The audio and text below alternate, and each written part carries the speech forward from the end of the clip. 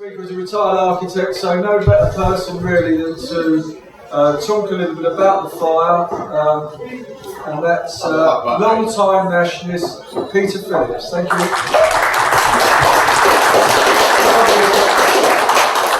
Excuse me for my casual dress, but I think under the present circumstances it's justified. I just want to cover a number of different aspects of this fire. First of all, I'd just like to describe how the principle of fire safety in large blocks of flats, as it's been for many decades. The principle is that each flat is contained by, it depends on the height of the building, but at least 90 minutes of fire integrity. So the floors, every floor, and the walls between flats, the sort of party walls, they all have 90 minutes fire integrity. In other words, they can withstand fire for 90 minutes. You've obviously got fire doors at the entrances to the flats where they enter the lobbies and then the staircases. Now the principle has been, you've probably heard the advice which has been criticised by experts like Jeremy Gordon, that people were told to stay in their flats. Well, normally that is definitely the best thing to do.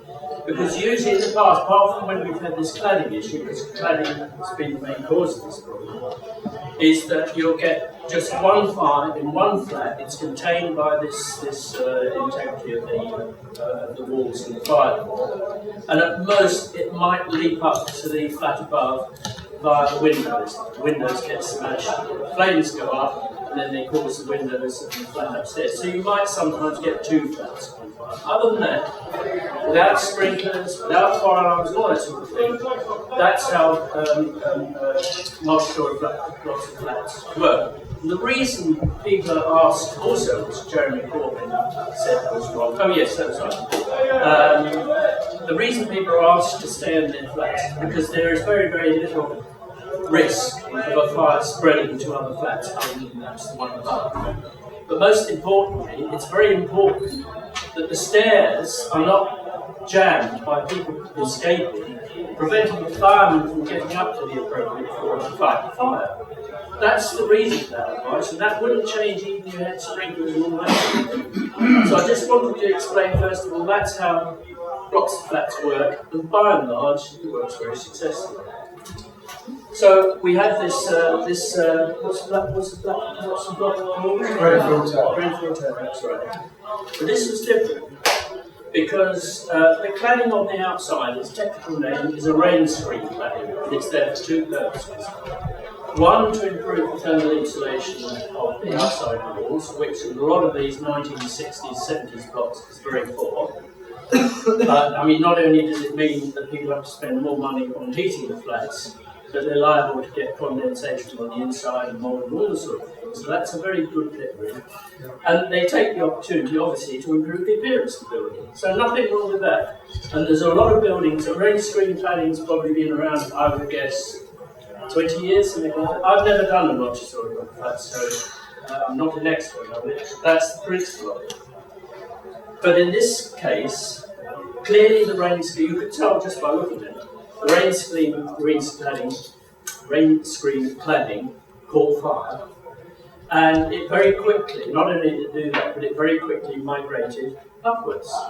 So instead of just one or two flats being affected by fire that the firemen had put out, it was, well, progressively, story after story after story, through the windows. Basically, the windows, the glass caved in, and that's how it went on. And so clearly the rain screen cladding was not inflammable, it was flammable. It might be, as I say, I'm not an expert, it might be what's called limited flammability. It's difficult to know what it is. But I think one thing that was obvious from that, when I looked at it, is there were what's called cavity barriers. Now, cavity barrier, if you've got a cavity, there are many places in buildings, not just the external walls, where you actually have to close off the cavity at certain points. And you do that, you block the cavity with something that blocks the fire. But it only has to have 30 minutes resistance, and then it can go. It doesn't seem enough to me. Now, I would normally expect you've got rain screen cladding, you've got a cavity, and the cavity, it acts like a chimney, it draws it up. I would have expected there to be a cavity barrier in line with every floor and with every party wall, so that each rain screen cavity was contained, matching the flats behind. Now, we don't know, because we haven't had the results. I can't see in the building regulations any requirement for cavity barriers in that particular situation. Maybe there should be. And maybe there were cavity barriers. I have a feeling there probably weren't, and maybe the regulations will need to change. And so as a result, instead of the fire being contained in one flat or maybe two flats, the whole place was engulfed with them. And so there was a lot of smoke around. And no doubt when people found that their own flats were on fire, well, they couldn't stay in their own flat, they had to escape. So they went into the lobbies and then into the fireplace. But because everyone was doing this, the smoke must have been filling up those escape passages. No doubt we'll hear the evidence of this when it's looked into. And that's probably why so many die, because people tend to die from smoke inhalation rather than burning in fires. So I suspect that's what happened, because they were so overwhelmed. And it's something that's relatively new, but could happen again, because as I say, there have been many other rain screen fitted to buildings for understandable reason. So that's sort of technical stuff. Now, I think it was disgraceful that the Labour Party in particular exploited this as for political purposes. When they didn't know the facts. They were saying, there's going to be criminal action, that people are going to have to go to jail for bloody years and all that sort of thing. When they had no idea what the cause was. So that was the Labour Party. And then we had the press, which was just as bad. I looked at the Daily Mail online, and within a day, they'd ferreted out information about who the contractors were, and also who the subcontractor was that specialised in doing the cladding. And it was a typical hatchet job that I've experienced myself as a journalist. They had pictures of the mansions, the supposed mansion that this subcontractor had got. And the whole emphasis was they're wicked and evil people, they've done this thing deliberately, and here's this guy making pots of money.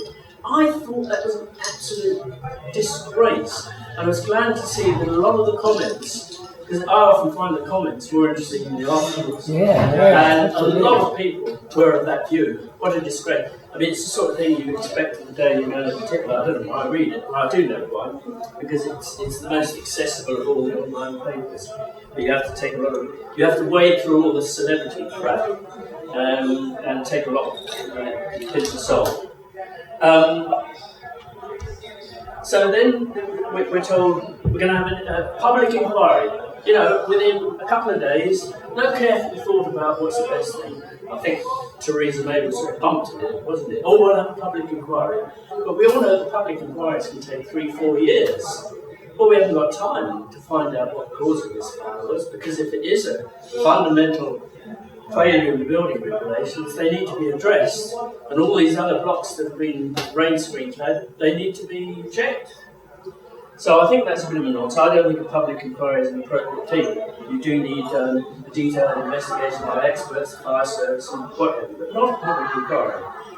Now, what are the possible factors in the uncertainty about this rain screen cladding?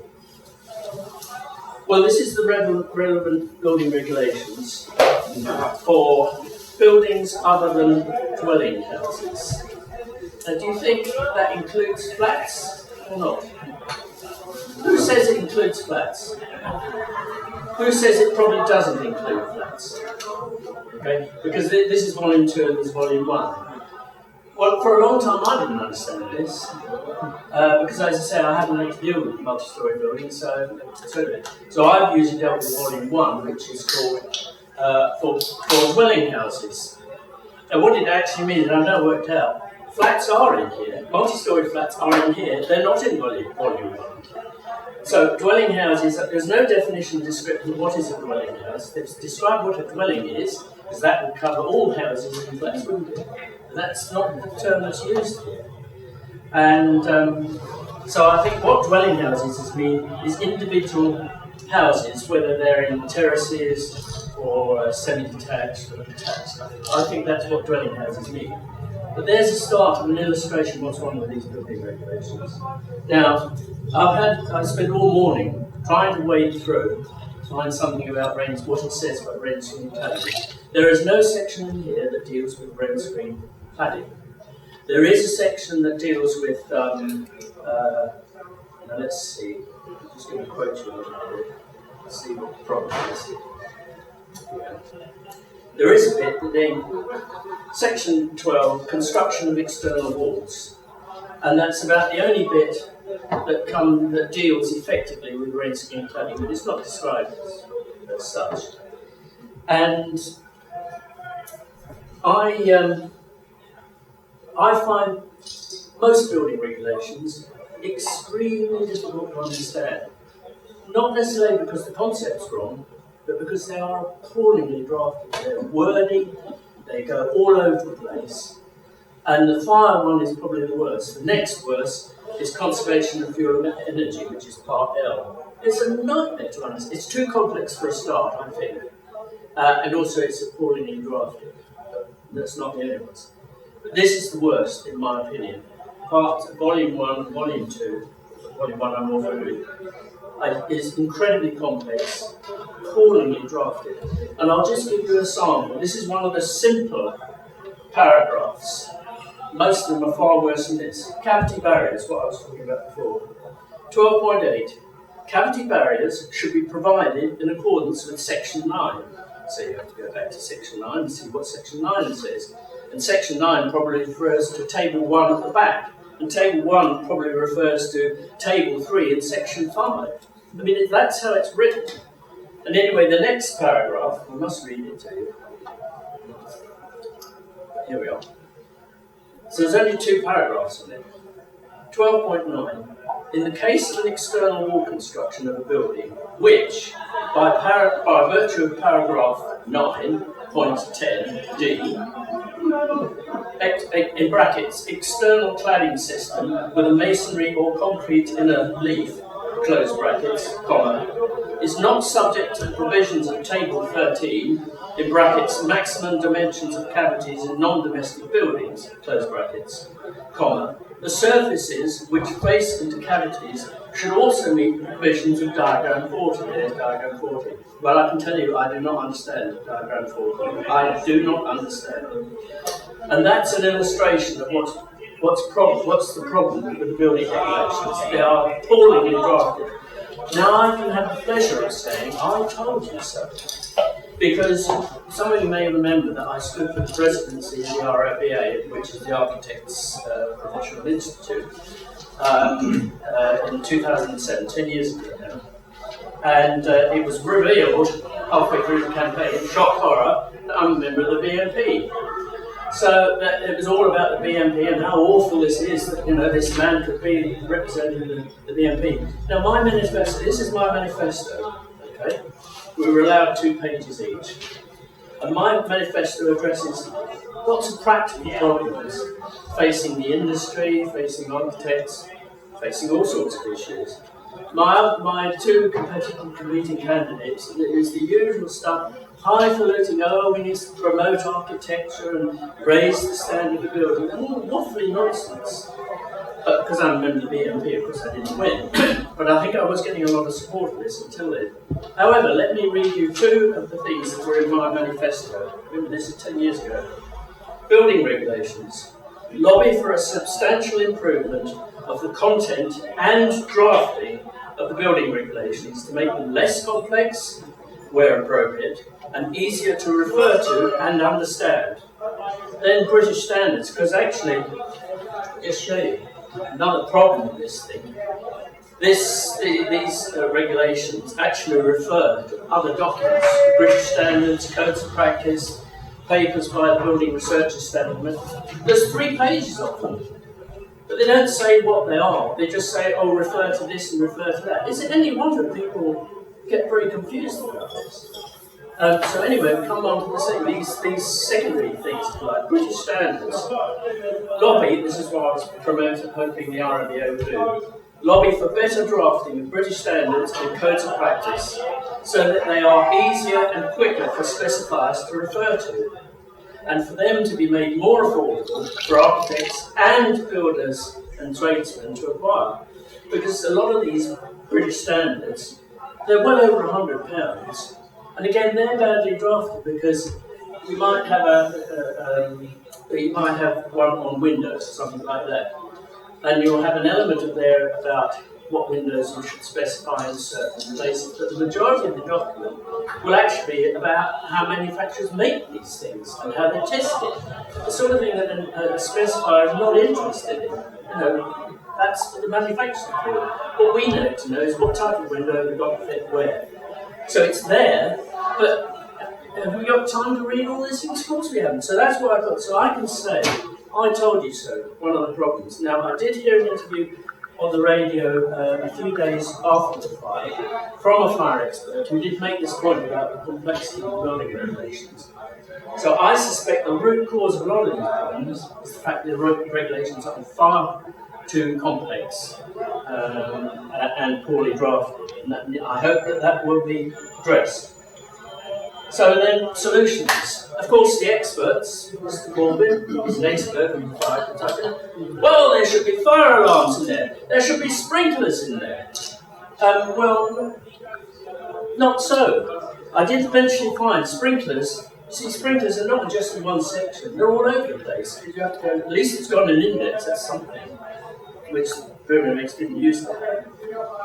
And so I did find in here, because I thought, well, what do they mean by sprinklers? Because new buildings over 30 metres high are supposed to have sprinklers. They're supposed to have sprinklers in them. But that doesn't mean you have to retrofit an existing ones. But I thought, well, is it the whole building? Surely not. Because it would be forever going off, and the whole building would constantly, well, not necessarily flood, it depends how much water it is, but certainly there are huge compensation claims and all the tenants, wouldn't there? And it would keep on going. But it actually does define it. It took me a while to find it, but it does say, no, just of the individual flats. So individual systems and individual flats that would go off with the fire. But as I've described, existing flats, blocks of flats, have operated fire safety, perfectly safety, without sprinklers. And why this arbory height of over 30 metres you don't have sprinklers, under 30 metres you don't? I mean, where's the logic in that? So I do question this thing about sprinklers. And the next thing is fire alarms. We're going to have fire alarms everywhere. Well, you think about it. Do you have a fire alarm on every floor that alerts the whole building? Can you imagine how many times that would go off? And sooner or later people would lose faith in it and they would ignore fire alarms. We don't want that. One way around that would be you have push button things in the lobbies to operate the fire alarm. And then you've got a problem with bandwidth, same problem. So if you have a concierge, and I understand this building originally did have a concierge but doesn't now, that would mean the logical place, running there for 24 hours, to have the button on the fire alarm.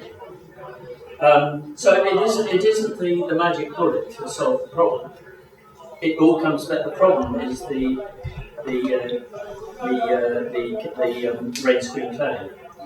And finally, going back to the political side again, I'm sure I'm not the only person to have noticed that the majority of people were ethnic minorities, didn't speak English very well, so therefore probably maybe asylum seekers, paying up. And I'm not, I'm not praising, the fire is terrible for anyone, whoever it is. That is a fact.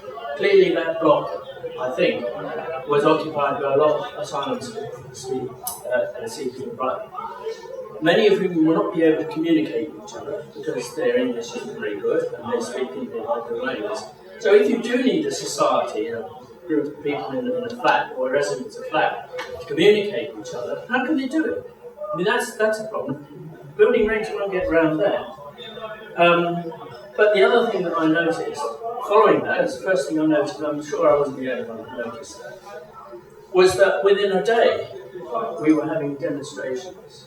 So these people who can't speak to each other, by and large, are suddenly coordinated into a demonstration. And I noticed that a lot of the posters were well-printed things, and they all said the same thing. I can't remember what the slogan was, but they were all the same. So clearly, someone organised that, and it won't have been these residents.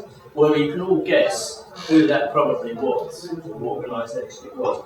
And I think that is a disgrace. And then finally, we've got demands from these people who we have accommodated to the best, well, okay, given the fault of the building. And yet they, with their bad English, are criticising this right, left and centre. It's a disgrace, we demand this and we demand that.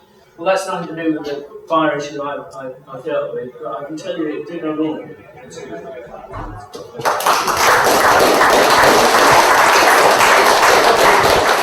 I think there's a lesson there for nationalists in that part of our manifesto should be we would simplify regulations that are so complicated and obviously scrap translation costs and stuff like that. Okay.